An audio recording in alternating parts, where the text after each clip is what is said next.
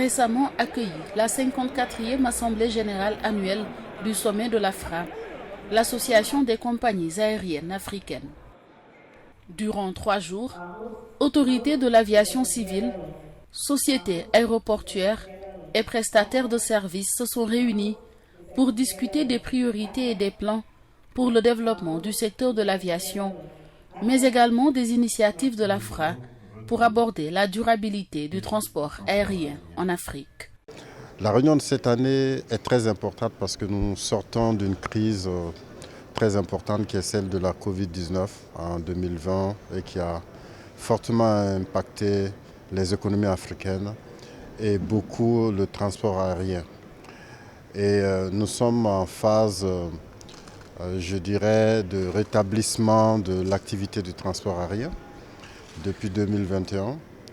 Et nous avons une reprise du nombre de passagers transportés, une reprise des lignes qui avaient été interrompues durant la Covid-19.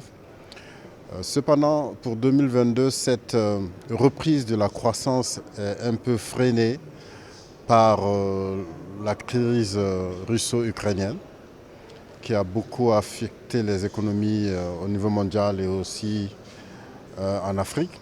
Et surtout, l'une des conséquences importantes de cette crise, c'est la forte augmentation du prix du carburant. Et le carburant représente une part importante des coûts d'exploitation des compagnies aériennes. Donc la situation actuelle va freiner, je dirais, la reprise du transport aérien. Il s'agit aussi aujourd'hui d'unir les compagnies africaines pour qu'on puisse avoir cette synergie qui nous manque et qui fait justement la réussite d'autres compagnies dans le monde aujourd'hui. Oublier un peu cet esprit de concurrence qui devient une contre-performance finalement pour tout un chacun. Donc c'est ce qui explique aujourd'hui la rencontre de tous ces acteurs de compagnies aériennes africaines et des partenaires. La SECNA, l'Agence pour la sécurité de la navigation aérienne en Afrique et à Madagascar, qui joue un rôle important dans le contrôle aérien du continent, a également participé au panel de discussion. Nous sommes un partenaire incontournable de l'AFRA. L'AFRA également est un partenaire incontournable de la SECNA parce que nous aussi, nous ne pouvons pas exister sans compagnie aérienne. C'est donc deux métiers très proches.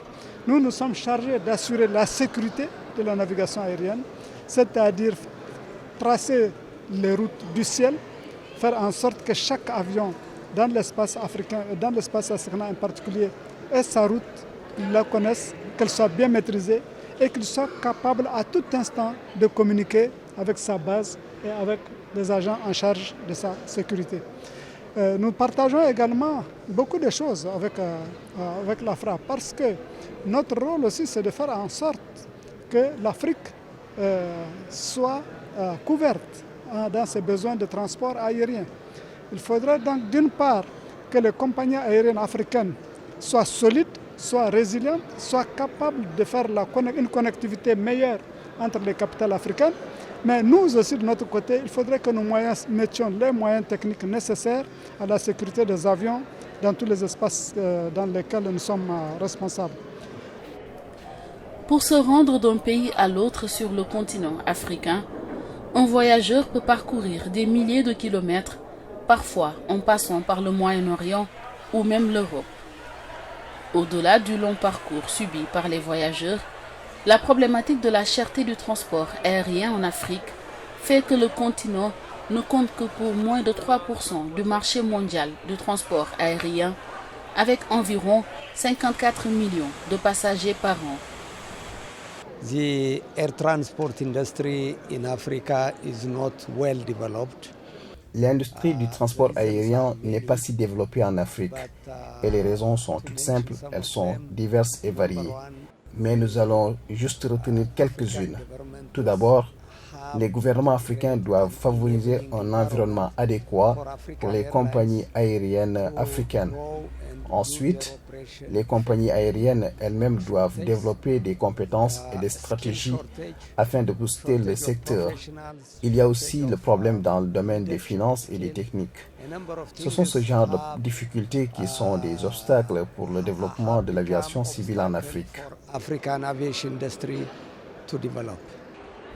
Contrairement à l'Europe ou à l'Amérique du Nord, il existe sur le continent africain une grande disparité entre les taxes prélevées par chaque gouvernement sur le billet d'avion acheté par un voyageur.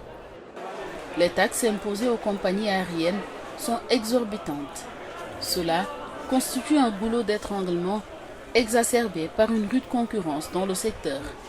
Et par ricochet, cela a des conséquences sur le coût des billets d'avion qui demeure inaccessible pour la plupart des populations africaines.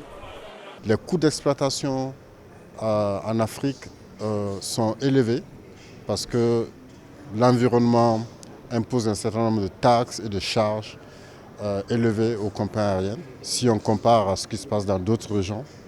Et les compagnies aériennes sont impactées par ces coûts élevés d'exploitation.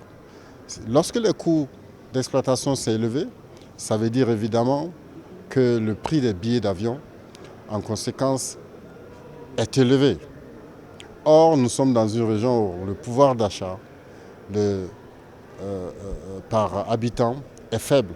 Le PIB par habitant en Afrique est faible si on compare à d'autres régions.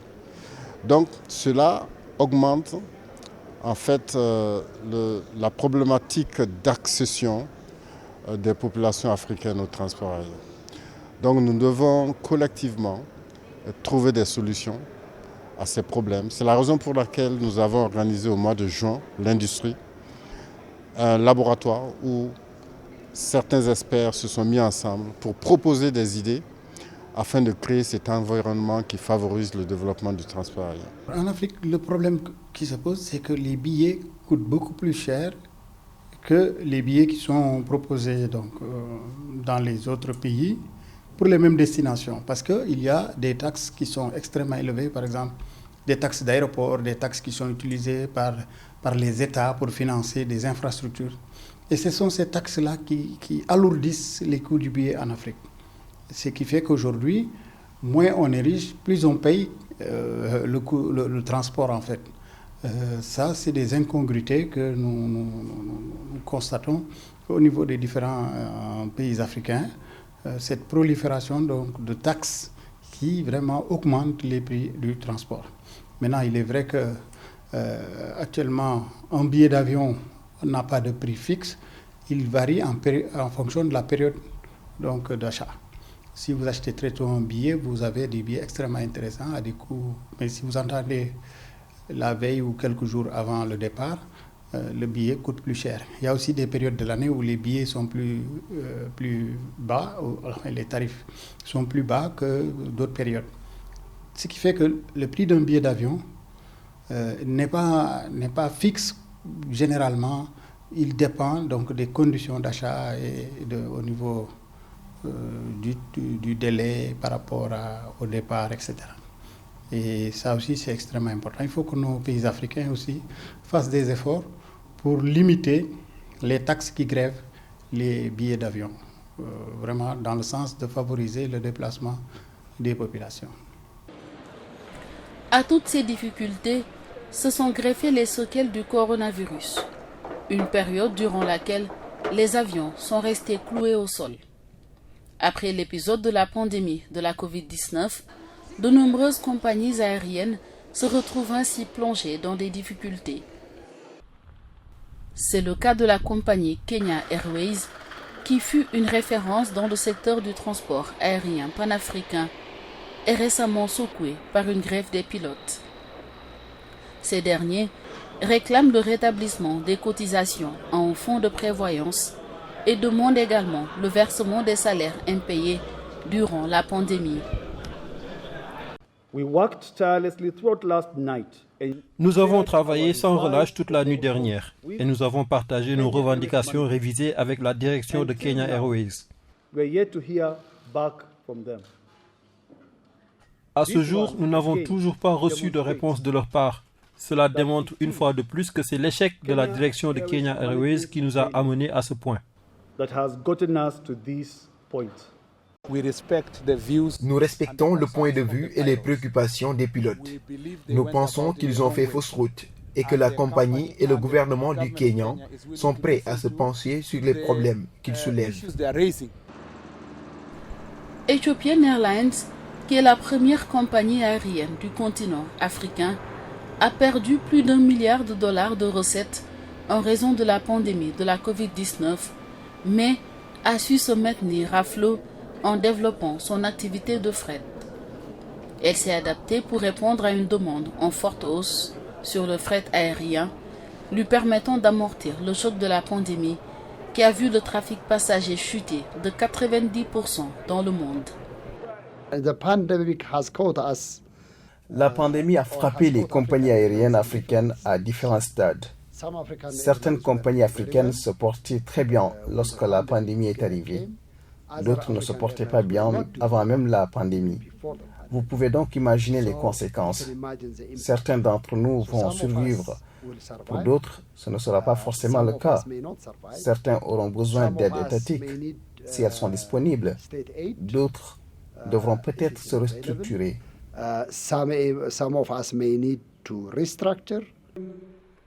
Selon l'IATA, l'Association internationale du transport aérien, qui soutient l'aviation par des normes mondiales en matière de sécurité, de sûreté, d'efficacité et de durabilité, le secteur aérien africain a perdu jusqu'à $6 milliards en 2021 à cause de la pandémie. La Covid-19 a corsé les problèmes séculaires de l'aviation africaine, tels que la connectivité interafricaine limitée, les faibles taux de remplissage, les infrastructures inadéquates, le coût élevé des voyages interafricains et les primes de financement élevées. C'est vrai que la pandémie a été très néfaste économiquement au développement des compagnies aériennes parce que, comme vous le savez, les compagnies ont subi cette pandémie avec beaucoup de difficultés, de contraintes à se relever. Mais les défis sont encore là. Les séquelles sont là, parce qu'effectivement, pendant toute cette période, il n'y a pas eu pratiquement d'activité, sauf les compagnies qui ont eu la possibilité d'exploiter leur secteur cargo, ce qui n'est pas le cas d'Air Sénégal. L'une des solutions préconisées par les acteurs est d'arriver à avoir un partenariat plus fort entre les compagnies africaines. Plus on est ensemble, plus on est fort. Mais cela ne veut pas dire qu'il faut une compagnie unique africaine. Certaines compagnies peuvent se regrouper, bien sûr, pour être plus fortes. Nous supportons et favorisons ce qu'on appelle la consolidation dans le domaine du transport aérien. Et nous poussons aussi vers la coopération entre les compagnies aériennes. Et cela est important parce que même si les compagnies ne sont pas intégrées, elles peuvent quand même coopérer en termes de ce qu'on appelle l'interline entre nos membres ou le partage de codes, le code share, pour faciliter le voyage aux passagers africains. L'Union africaine avait annoncé la création d'un marché unique et libéralisé pour le transport aérien dans le but d'améliorer la compétitivité entre compagnies et à terme le transport entre pays africains. Lors d'une cérémonie au siège de l'Union africaine dans la capitale Addis Abeba, une stèle célébrant l'établissement de ce marché unique avait été inaugurée, notamment en présence du président de la Commission de l'Union africaine, Moussa Faki, et du président en exercice de l'Union africaine de l'époque, le chef de l'État rwandais, Paul Kagame. Ce dernier avait salué l'importance pour le développement général du continent de ce marché unique afin d'améliorer les déplacements entre pays africains. Merci, Monsieur le Président de la Commission de l'Union africaine, pour le travail que la Commission a accompli dans ce domaine afin de pouvoir créer un marché unique du transport aérien, ce qui est très important pour le développement global de notre continent. Je suis heureux de pouvoir m'associer au progrès que nous avons déjà accompli pour que nous puissions aller aussi vite que possible vers la pleine réalisation de ce projet. L'établissement de ce marché unique est un des projets phares du vaste programme de transformation de l'Afrique, baptisé Agenda 2063. Toutefois, jusque-là, ce projet n'est toujours pas opérationnel. Aujourd'hui, nous n'avons aucun module capable de concurrencer les grandes compagnies internationales. Or, nous, ce que nous voulons d'abord développer, c'est notre continent. C'est d'abord nos compatriotes africains, leur permettre de créer des affaires entre eux, de se développer entre eux, tout en étant ouverts sur le monde. Donc l'AFRA a intérêt justement à se battre pour créer des modules, de grands modules importants, voyez-vous. Cette balkanisation de l'Afrique en petits États qui n'ont pas de grands moyens ne permet pas d'avoir de très grandes compagnies aériennes. L'AFRA peut remédier à cela. Qui ne regrette pas la disparition de Air Afrique? Tout le monde regrette la disparition de Air Afrique parce que c'était un module qui pouvait concurrencer n'importe quel autre module. Aujourd'hui, nous avons quelques compagnies quand même qui tiennent le coup, notamment Ethiopian Airlines, notamment Sky que vous connaissez, et un certain nombre de Royal Air Maroc. Mais South African Airways, vous pouvez le compter sur le bout des doigts. Elles ne peuvent pas concurrencer le monde. Or, d'abord, le transport aérien, c'est le développement de l'économie. Si on veut développer notre économie, c'est d'abord dans notre intérêt, dans l'intérêt de nos compatriotes africains et dans l'intérêt de nos techniciens. Parce que nous avons beaucoup de personnel formé dans le domaine de l'aéronautique civile. Today, Ethiopian Airlines is a leading airline in Africa. Ethiopian Airlines est la compagnie aérienne leader en Afrique et nous avons la stratégie d'aller toujours de l'avant. Aujourd'hui, nous nous envolons pour 63 destinations sur le continent africain. Nous jouons un rôle important sur le rapprochement des Africains et avec le reste du monde. Nous souhaitons que beaucoup de compagnies africaines puissent offrir les mêmes services à travers le continent afin de stimuler le développement socio-économique. Et Dieu merci, les dirigeants africains commencent à reconnaître les efforts des compagnies aériennes. Ethiopian Airlines est prête à collaborer avec d'autres compagnies aériennes afin que le secteur soit beaucoup plus performant et un business florissant.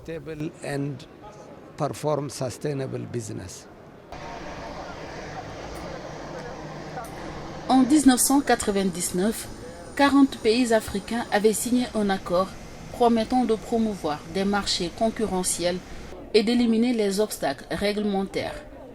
Mais à ce jour, rares sont ceux qui ont effectivement mis en œuvre cet accord.